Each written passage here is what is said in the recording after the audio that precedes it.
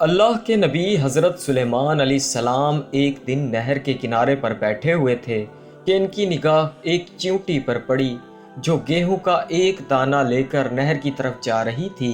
حضرت سلیمان علیہ السلام اس کو بہت غور سے دیکھنے لگے۔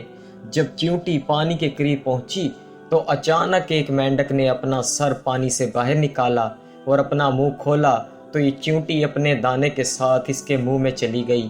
مینڈک پانی میں داخل ہو گیا اور پانی ہی میں بہت دیر تک رہا۔ حضرت سلیمان اس کو بہت غور سے دیکھتے رہے۔ ذرا ہی دیر میں مینڈک پانی سے باہر نکل آیا اور اپنا منہ کھولا تو یہ چیونٹی باہر نکلی، البتہ اس کے ساتھ وہ دانہ نہیں تھا۔ حضرت سلیمان علیہ السلام نے اس کو بلا کر معلوم کیا کہ مواجرہ کیا تھا اور وہ کہاں گئی تھی۔ اس نے بتایا، اے اللہ کے نبی حضرت سلیمان علیہ السلام، آپ جو نہر کی تہہ میں ایک بڑا کھوکھلا پتھر دیکھ رہے ہیں، اس کے اندر بہت سے اندھے کیڑے مکوڑے رہتے ہیں۔ اللہ تعالیٰ نے ان کو وہاں پر پیدا کیا ہے، وہ وہاں سے روزی تلاش کرنے کے لیے نہیں نکل سکتے۔